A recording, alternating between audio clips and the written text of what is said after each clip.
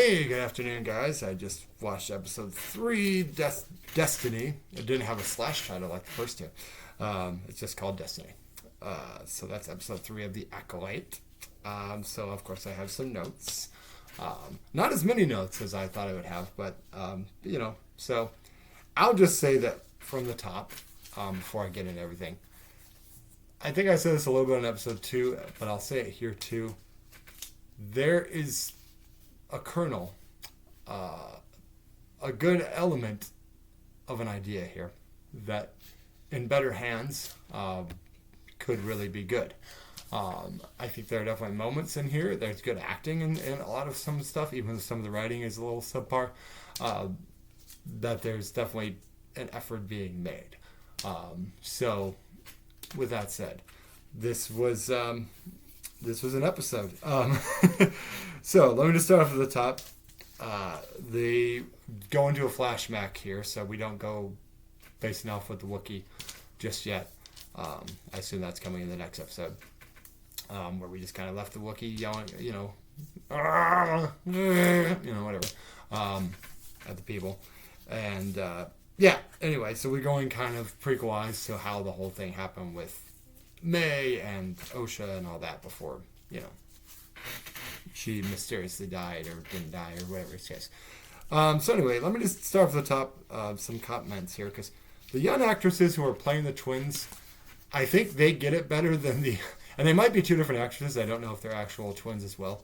I haven't had a chance to look it up, but they are definitely getting the dynamic better than our main actresses in terms of playing it differently in terms of their personalities, because they're definitely very different. Because you have one who's very wide-eyed, kind of wants to get out of wants to see the rest of the galaxy, wants to be a Jedi. She's young, kind of that Luke Skywalker thing of wanting to get off, this planet and, go join the rebellion. So yeah, there's definitely a bright side, and the other one's just full on no, I'm just all about the dark side. There's a moment where she holds this kind of butterfly bird combination, whatever the hell it's supposed to be, and it seems like she's almost holding it like she wants to kill it or something, and Osha's like, stop, so you can already see some elements of dark side in her.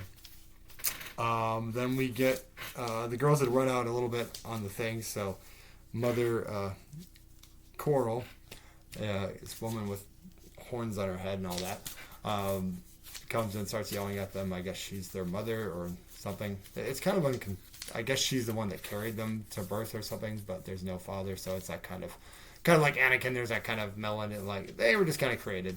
They were created. And then Mother Anacia, I think is the other name, Jodie Turner-Smith. She's actually pretty good, good actress. The material is a little goofy, but she's obviously trying, so props to her as well. But every time I heard Mother Coral, I just kept thinking, walking in, Coral, stay back, Coral. So yeah. Anyway, so they're basically getting them ready for this ascension ceremony because here's the big thing, guys. This is a coven of witches, dark side witches. Which like I said, I haven't read a lot of the expanded universe stuff, but apparently there is a thing with witches in the thing, and I guess there was hinted at in the Ewok stuff too, with witches and stuff like that. So I guess it's not totally outside the concept of this being a thing and has been a thing in the past. So the idea of using that isn't necessarily bad. It's just one of those kind of things where I don't know. I think of witches, I'm just so will vampires show up next? It's just, is a demon gonna show up? Because it's just, okay, now we're getting ridiculous. But, so I don't know. It's just, for me, it's hard to wrap my head around the whole idea of witches in Star Wars. But that's me. Like I said, I've mostly been the movies and not TV stuff or anything else or expanded universe. So, I'll keep an open mind. But let me tell you, nothing will top the two most amazing moments in this fucking thing. So I had seen the ceremony, the infamous Power of One, Power of Two. We had actually done a parody of it on our Admanana channel, which you can obviously go and watch. But watching the full scene, wow, just wow. It's so bad. And they're so off key when they're singing this whole chant and all that it's just really couldn't have spent a little bit of all the millions of dollars you spent on this. You couldn't have gotten someone to maybe work with them so they didn't sound off key. This is supposed to be this big ceremony, this important chant. You maybe want to be on key. So that was ridiculous. Power of one, power of two, power of many. It's just like, what the hell? But no, the funniest fucking moment in the entire fucking thing, on top of this, is that the main actress, Mother Anicia, is giving this big speech of how they were ostracized. Their coven had been ostracized and pushed out. And then, apropos of nothing, we get this little, like, witch laugh. Like, we were almost killed. Let's laugh evilly about it. Yeah! Like, what the... And she does it twice, and it's like, what the fuck are you... Why are you laughing and cackling like a fucking, like, witch from Hansel and Gretel or something? Like, that's also where it's hard for me to take it seriously, because it's like, okay, if you want to go this whole dark side coven thing, okay, but you can't have a cackling witch from Looney Tunes or something, laughing in the background. It just kind of takes you out of it. And then you have the stupid chant, which makes it really ridiculous. So anyway, they're trying to get both of the kids to join their coven, essentially. And I guess they were created by Mother Anicia, and they were carried by Mother Coral.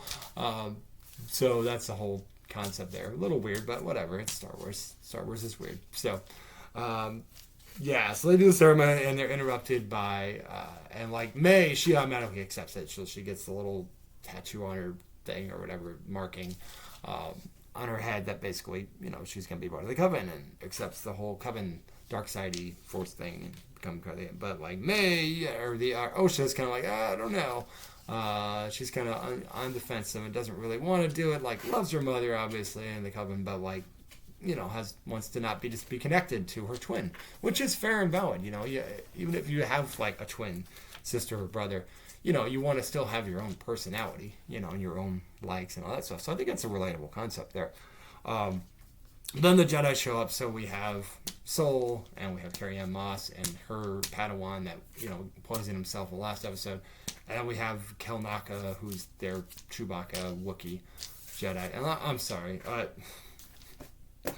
I can't buy a Wookiee as a Jedi. He looks ridiculous. Not only does he like have this big old Wookiee head, and then like this full like Jedi looking gear on, which looks fucking ridiculous because Chewbacca didn't dress like that. Any of the Wookiees in the prequels didn't dress like that. There's never been a Wookiee fucking Jedi, and it makes no sense in a prequel for there to be a Wookiee fucking Jedi. I'm sorry, it doesn't. It's like, if you were to have him be part of the Coven, maybe you could go with that. Or if this was in the future, and you wanted to go the whole, like, oh, well, now there's, because we were talking with if you go to, like, Finn, like him being Force sensitive as a stormtrooper, it's an interesting story that you could have gone with and explored. But, like, and I'm not saying you couldn't do that with a Wookiee, but it doesn't really work in a fucking prequel show because there's not been... I'm going to keep swinging this. Because it doesn't make any sense in terms of the context of the show because this is a prequel. It's the same problem with Star Trek. They keep going backwards instead of going forward. And it's like, no, keep going forward. You were on something there. Going forward as opposed to going backwards where it's like, we've already explored this. We don't need to see this. We've already seen this. So, like I said before, I applaud them for at least having their own kind of characters and planets and things like that, but it's one of those things where it's like, just go to the future. If you're going to do something like a Wookiee fucking thing, first of all, that needs to be a focus on that character, although having a Wookiee going and not talking through the whole movie would be really tough to pull off, so I understand why it's not a full story, but if you're going to do that, it should be explored a lot more than just accept it. This is a Wookiee, and he's got a lightsaber, and he's dressed like a Jedi, and he has a top knot. For some reason, why would a Wookiee have a top knot? I mean, most of the hairstyles in this thing look ridiculous, but why would a fucking Wookiee have a top knot? What was the thinking on that? Why? Wookiees don't wear top knots. They're furry. They don't need to wear top knots because top knots look fucking stupid. At least, especially on a Wookiee, it does. Anyway, then their witches are talking about whether. Anyway, the Jedi show up and they want to test the girls and see if they're, like, Jedi capable or whatever the case. And of course, May's like, I don't want to do that crap. But, like, but Sol kind of makes a connection with Osha there, and it's like, why don't we test him? And that's a chance to test him. And, like, this one woman's like, they want to take our children. And it's like, what the fuck? It's like, they're not sex traffickers. They're fucking Jedi. But it's like, they want to take our children. Like, calm down. Were you the cackling witch in the back? But yeah, no, it's just like, okay. But you guys are witches that are trying to make these little girls be part of your coven of basically dark side magic. So I don't know if you're necessarily the best role models to be questioning the Jedi here. So anyway, the Jedi want to test him. So okay, whatever. And Soul mentions when he's testing there that he was tested at 4 years old, which is also kind of like, okay, but prequels wasn't like Anakin like too young to be a Jedi, so like that's why the Jedi Council, are they just going with the fact of like, well, this happened before and we don't think we should do that again with a kid? But like, I mean, if that's what they're going for, that needs to be a little more clear, because right now it's just like, nah, we know that was a big thing in the prequels, but nah, we're gonna do our thing. So yeah, that just needs to be more clear if that's what they're trying to say. It's like, this is the reason why they didn't want Anakin to train, because this is what, happened before. But like I said, that had never been a canon story with that, so now you're just kind of throwing stuff at the wall.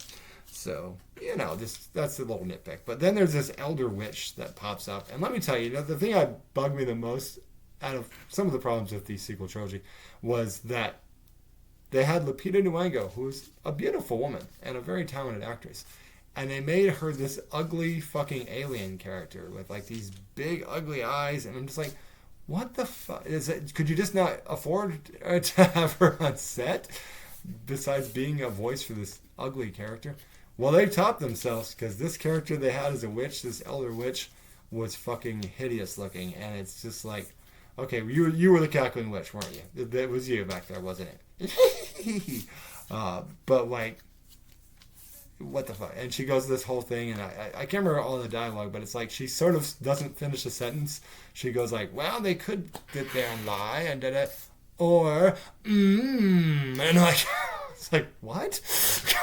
You didn't really complete your sentence there. What were you trying to imply? That we should kill these Jedi? Or, I mean, it wasn't like very clear. I guess it was supposed to be ominous, but it just came off ridiculous as an like, it's like, okay then.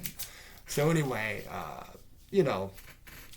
Osha goes and she talks to her mother about saying that she wants to be a Jedi, and she's like, well, you'll never see me again and all that stuff, and says, well, we'll talk it over with the council, which never happens really officially that we see, because Osha's packing up, and May's like, I won't let you leave, and like locks her in, and then starts a fire with this fire thing.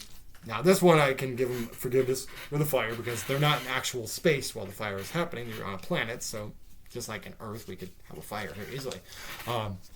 So I'll give them credit for that. At least it's not a fire in space like the first episode.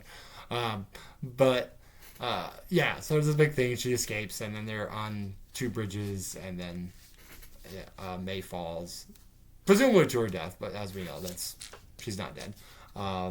And then Soul basically rescues Osha and, takes her with the Jedi and all that to train and all that stuff and take care of her and stuff like that. So, and then it ends with basically May just being like, Osha, she's alone on this planet now. All the witches are dead.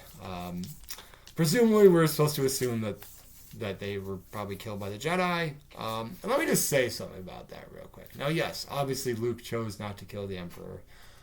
Because he didn't want to give in to the dark side or become the new Darth Vader or whatever. But there's this kind of context of like understanding too that the Jedi are not Batman. They don't have this code of we never kill. It's more like, look, if they have to kill someone, they'll kill. I mean, technically he didn't die, but like Ewan McGregor, Obi-Wan definitely killed Darth Maul. So like, it's not like they can't kill if they're in a lightsaber battle and they have to defend themselves and they kill. But it's not like, I think it's more or less if they get into, the whole thing is about aggression, like how aggressively do they attack them, like it's like, that kind of maniacal Emperor Darth Vader, attacking or slaughtering kids at the Order 66 thing.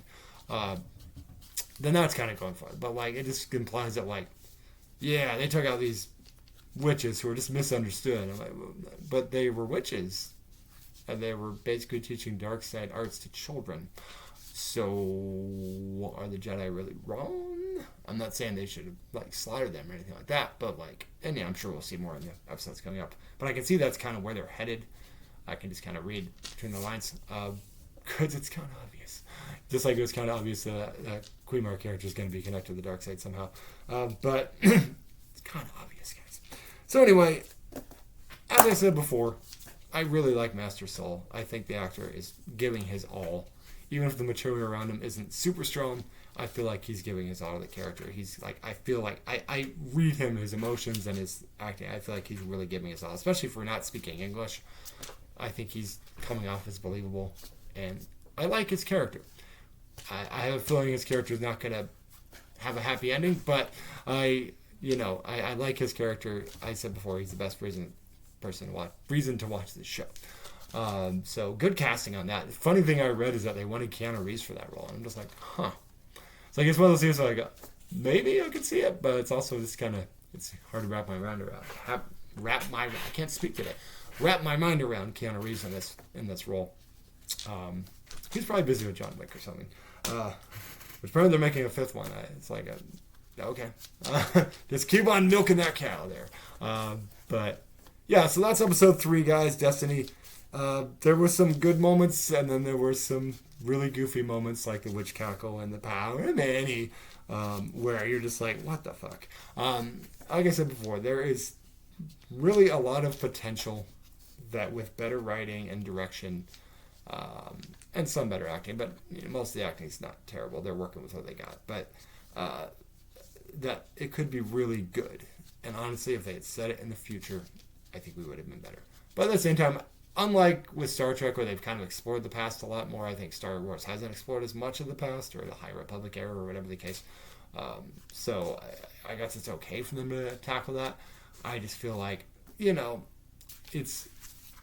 it's one of those things where, like, I'm glad to see them break away from the Skywalker thing a bit, which is good because they have to expand. Because, like I said, you could easily have have those people that are like really gun ho, like they should just ignore the sequel trilogy. And it's like, well, I mean, what's the point now, guys? I mean, Mark Hamill's in his 60s, Harrison Ford's in his 70s. They've already killed their characters off.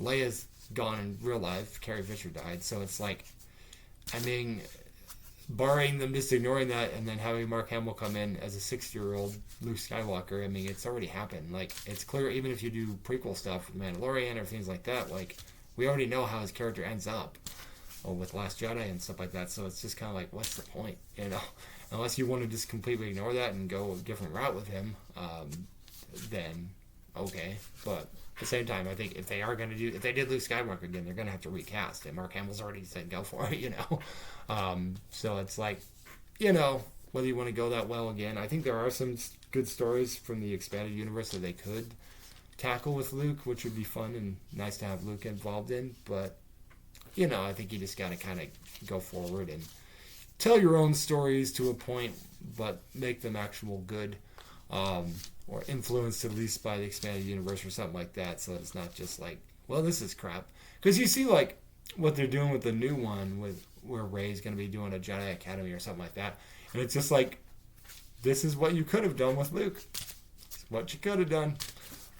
But what's done is done. I'm not going to sit there and harp on the sequel trilogy or anything like that. It had its problems. There were moments that I liked, and there were problems with it otherwise. I could talk about that another day, but maybe I'll go over the movies once I'm done with all these shows. But yeah, so that's episode 3, Destiny. So I will probably continue with this next week, unless I just decide to watch it when I get off work or something. But most likely it'll probably be next weekend that I will watch. So you got 2 Acolyte reviews this weekend. And I'll be back with a reenactment later.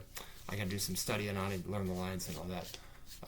And then another reenactment next week. So thanks for watching, guys. Have a happy afternoon. Happy Labor Day. Like and subscribe. Pun of the Day is up as well, so watch that. And keep on watching, guys. And may the Force be with you. Or in the way that one actor said, may the Force be with you. So thrilled to be here. I will say the rest of our line readings after that have been fine. But just that one. May the Force be with you. I'm so thrilled to be here. I'm here because I'm married to the director. But I don't really feel like I need to give an effort. So yeah, other than that, she's been fine. But like, it was just that one line. May the Force be with you. So fucking thrilled you're here. Anyway, sorry. Anyway, guys, have a good one, and I'll see you next week.